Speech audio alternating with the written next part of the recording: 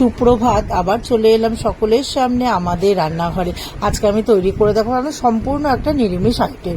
এটি তৈরি করতে লাগছে নারকেল কোড়া, জল ঝরানো টক দই, আর আমি ছোলার ডাল আর মটর ডাল ভিজিয়ে নিয়ে ওটা বাটা, টমেটো বাটা আর কর্নফ্লাওয়ার, পরিমাণ মতো নুন, হলুদ, চিনি, লাল লঙ্কার গুঁড়ো, কাশ্মীরি লঙ্কার গুঁড়ো, জিরে গুঁড়ো, ধনের গুঁড়ো, হিং, আর এদিকে লাগছে হচ্ছে ফোড়ন দেওয়ার জন্য গোটা জিরে, গোটা গরম মশলা, আর এদিকে আদা বাটা, একটু ধনেপাতা কুচি।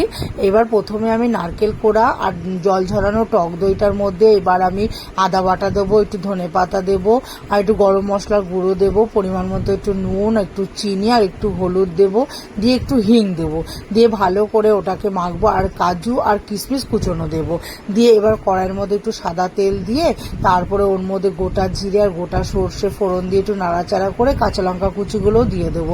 দিয়ে একটু ভাজা হয়ে গেলে ওই তেল সমেত মশলাটাকে আমি ওর মধ্যে দিয়ে দেবো। দিয়ে এবার ওর বাইন্ড করার জন্য একটু আমি কর্নফ্লাওয়ার দিয়ে ভালো করে ওটাকে মেখে নেব।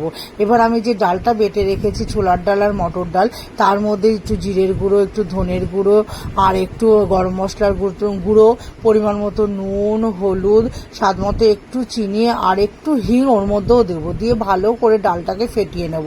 নিয়ে এইবার যে নারকেলের পুরটা করেছি এবার ওগুলোকে দিয়ে আমি ডালটার মধ্যে চুবিয়ে নিয়ে সব একদম ডালটার মধ্যে একদম ভালো করে নিয়ে আমি সাজিয়ে আগে নিয়ে রেখে দেবো।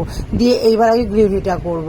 আমি কড়াইতে তেল দিয়ে গোটা জিরে, গোটা গরম মশলা, শুকনো লঙ্কা ফোড়ন দিয়ে আদা বাটা দেবো, টমেটো বাটা দেবো, টমেটোটা একটু নাড়াচাড়া করে তারপরে জিরের গুঁড়ো, ধনের গুঁড়ো, পরিমাণ মতো নুন, হলুদ, স্বাদ মতো একটু চিনি, লাল লঙ্কার গুঁড়ো, কাশ্মীরি লঙ্কার গুঁড়ো দিয়ে আর গরম মশলার গুঁড়ো দিয়ে ভালো করে কষিয়ে নেব। নিয়ে যখন তেলটা ছেড়ে আসবে তখন আমি জল দিয়ে দেবো।